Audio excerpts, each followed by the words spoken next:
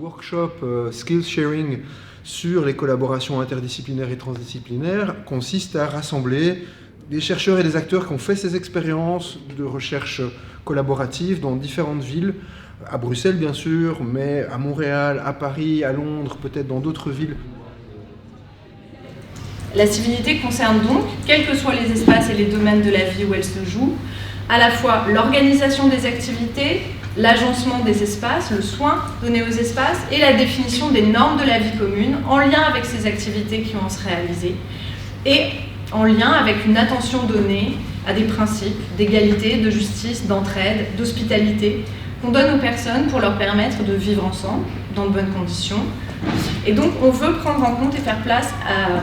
cette tension qui traverse les théories et les pratiques de la civilité. D'un côté, cette dimension de police, de gouvernementalité, parlementaire focalisien, et de l'autre côté, cette dimension plus horizontale de citoyenneté, d'intervention civile, d'engagement citoyen ordinaire. La collaboration avec des chercheurs, elle est extrêmement importante pour nous, parce que ça nous permet de mettre des concepts, mettre des mots-clés sur des choses qu'on fait de façon empirique, et derrière de pouvoir l'industrialiser, de pouvoir créer quelque chose de concret, et de pouvoir derrière le déployer et progresser, avec vraiment en mettant le mélange entre l'empirisme, l'expérience et le concept que vous allez pouvoir mettre derrière. Est-ce que tu peux nous raconter en fait comment se divise le travail sur les comportements en public dans les deux branches, à la fois police municipale et médiation? On a listé toutes les grandes familles d'activités et dont ce qu'on appelle le travail sur l'environnement urbain, et on met tout ce qu'ils ont signalé, les bouteilles de protoxyde d'azote par exemple qui peuvent joncher les rues, etc. Enfin voilà, tout ce qui signale. On regarde si ça monte, si ça baisse, on regarde les zones. So the kind of dialogue we had today is really stimulating for me as a political theorist, because I'm usually thinking about civility in terms of the big values and the main importance of civility to have a healthy public sphere. Whereas speaking with people involved in the training against street harassment and stalking and very specific situations in which issue of incivility arises helps me to think much more deeply about the kind of debates that are often had at a more abstract level in political theory. I think the first thing to say is that any kind of unwanted behaviour that you experience in a repeated way has a huge impact. So we have done research in particular areas trying to understand the prevalence of some of these behaviours. So to sort of raise awareness and try and encourage the government and other authorities to work with us. I think it's important for people in the area of research and academia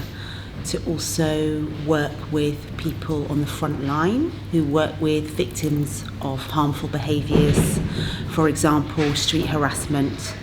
to understand from that lived experience what works and what doesn't. I think we can share really important information. Dans les 4 quartiers identifiés comme extrêmement problématiques à Bruxelles au niveau de la propreté publique, il y a les 2 quartiers de gare, la gare du Midi et la gare du Nord, qui sont les 2 plus grandes gares du pays. Donc dans les recherches, il y a une recherche qui porte sur l'amélioration de la propreté publique et de la qualité de vie, et une recherche qui va traiter de comment est-ce qu'on communique avec ce qu'on appelle nous les publics volatiles, et qui sont en fait tous les publics qui traversent ces quartiers, qu'ils soient ou de gare ou touristiques, avec évidemment ces publics volatiles qui recouvrent des réalités très différentes, allant d'une after qui vient d'une périphérie bruxelloise, en passant par le touriste londonien qui arrive à Bruxelles Midi. So we saw here, of course, an easy way to define the focal public of the study when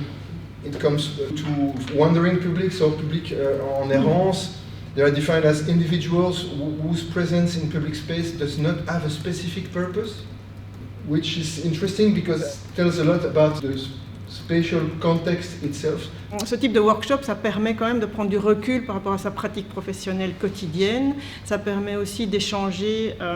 des constats sur ce qui se passe ailleurs. Et ça permet, je pense, de comprendre les mécanismes qui sont en jeu dans tout ce qui concerne la gestion de l'espace public, parce que c'est des enjeux qui sont non seulement importants, mais qui sont extrêmement complexes. Et on a parfois tendance à les regarder juste de la place où on se trouve quand on en parle. Alors quand on travaille sur les questions de civilité, d'incivilité urbaine, c'est extrêmement important de travailler en collaboration avec des partenaires institutionnels parce que en fait, ils ont pour métier et pour fonction de produire des définitions et de les faire devenir réelles. Donc ils ont un enjeu concret de mise en œuvre et donc les échanges sont toujours extrêmement féconds.